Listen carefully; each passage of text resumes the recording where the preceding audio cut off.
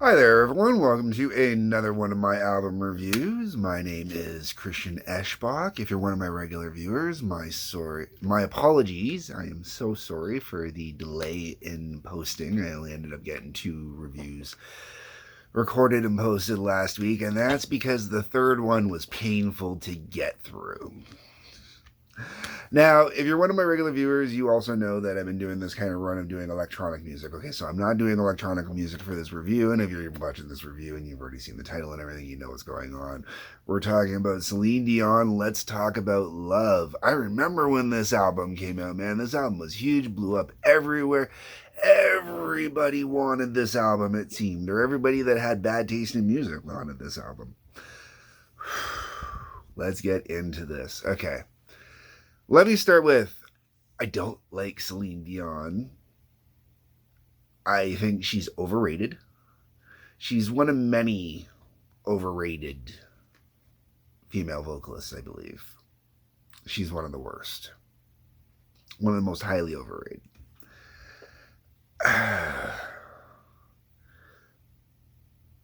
And I hate to say it, it's her high notes.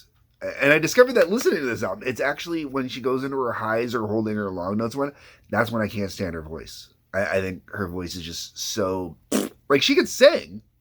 She's a wonderful singer. She can sing beautifully and technically. I just can't stand the woman's voice. Let me get into this. We're going to go through this. Okay, so the album opens up with The Reason. I surprisingly did not hate this song. I thought her voice was nice and enjoyable until she had the highs, as I previously mentioned.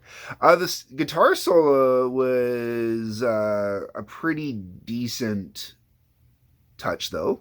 I gotta say, it was kind of a little badass. I didn't mind the guitar solo. It was a little bit surprisingly decent. At this point, though, after trying to get through this album on multiple takes, because I usually listen to it on my MP3 player at least once while I'm doing work around the house, and I couldn't do the songs consecutively. I honestly cannot listen to this album from beginning to end. I could not do it. I tried multiple times and I couldn't do it. I had to do one song at a time and take a break and do another song and take a break and do another. And this is where I get at this point. Almost every song on this album, I should mention as well, is written by Albert Hammond and Carol Bayer Sager. I think that's how it's said. The exceptions being the Titanic Nightmare by James Horner and the very last track, which was David Foster. I will get into this as I go. Fucking Titanic. All right. Immorality. This one is R&B meets a power ballad. I don't mind the vocals at the start, but I'm really not impressed too much after you get past the first verse. The hell note was pretty impressive in the song. You know, like she really does hold one on this one. But once again, just not a fan of that voice. Treat her like a lady. Okay, WTF on this one, man. Question. Why does the French lady sound like a Latin lady singing black hip hop? Think Shakira performing Salt and Pepper. Like, so imagine Shakira performing Push It. And you just kind of seriously like, what the hell? Especially knowing it's Celine Dion. Honestly, it's my favorite song on the album. If I got to pick a favorite song on the album, this is my favorite song on the album. Not sure if I'd listen to it on my own, but I would throw it in if I was DJing weddings or whatnot, stuff like that. It would be great just for the fun of it. Then we go into Why Oh Why. Oh, man. All right. This is more of a soft jazz. Okay, so when I say soft jazz, I'm talking like that Kenny G, Michael Bolton, adult contemporary soft jazz fusion crap that was really popular in the 90s for some reason I do not understand. People talk about the 90s being great for music, they forget about a lot of stuff from the 90s. And you take all that and give it a light lounge vibe. Feels way too drawn out. Could just be me, but it feels way too drawn out. Very generic, even though I make it sound like it's this complex fusion. It's not. It's freaking generic. And no matter how much it tries to be original, even with the funky wah that gets going in there, just so painful to try and get through. So painful. That brings us on to Love Is On The Way.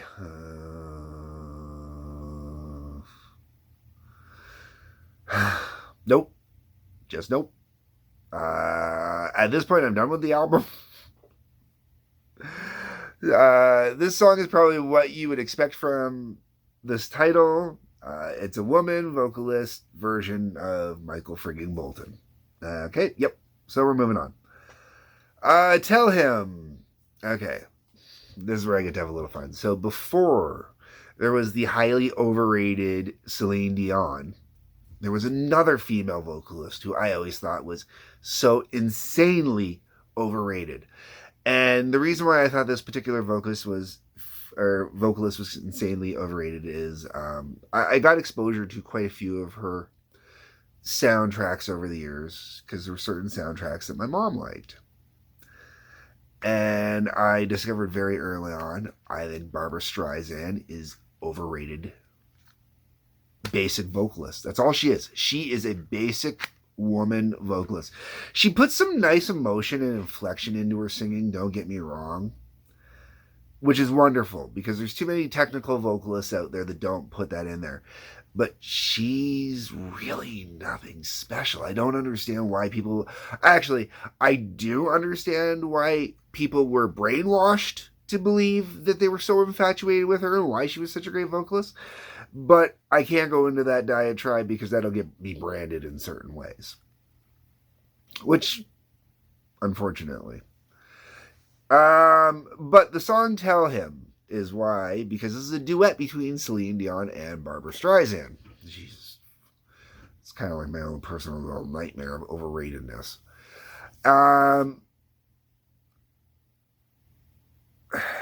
Basically, by the end of this song, all I can say is, bring on the Nightwish. Any of the three vocalists from Nightwish at this point, just bring them on. Alright, Amar Haciendo el Amor. Sorry, I know I said that wrong. Sorry. Amar Haciendo el Amor. That's the title on the back of here. When I load it into the computer, the title is Where Is the Love? Now, this is song number 2 of 5 songs on this album that have love in the title.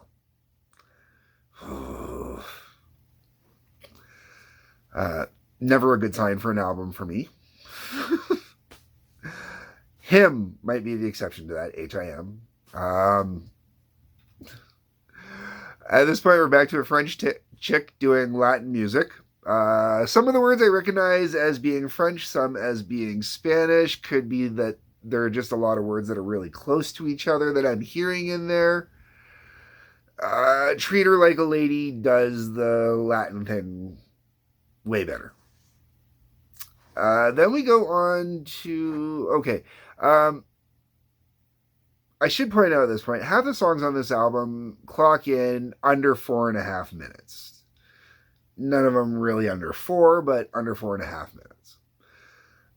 There is no song on this album that clocks in over 5:45. That's the extreme on this album.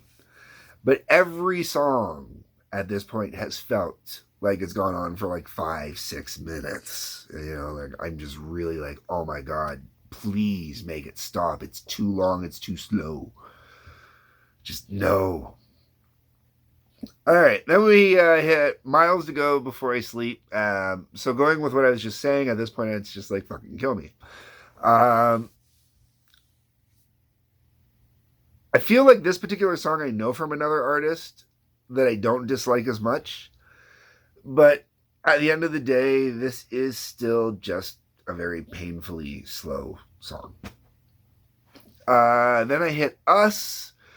This is the longest song on the album with that 5:45 marker. Oh, man, I have nothing else to add to that I haven't said already.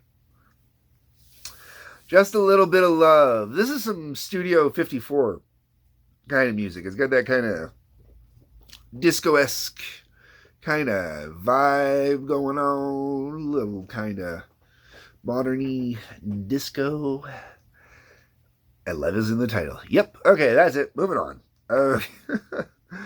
Then we get to the Titanic Nightmare. James Horner, fuck you. James Cameron, fuck you.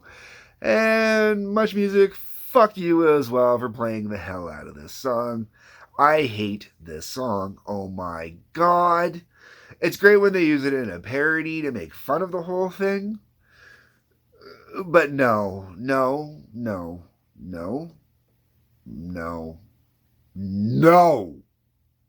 Bad.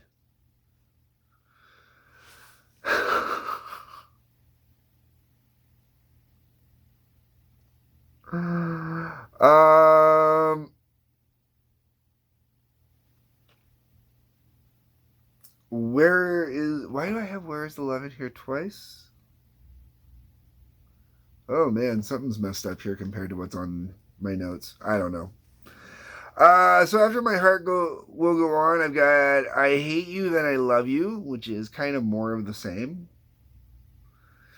Yeah, whatever. This one's... whatever. And then...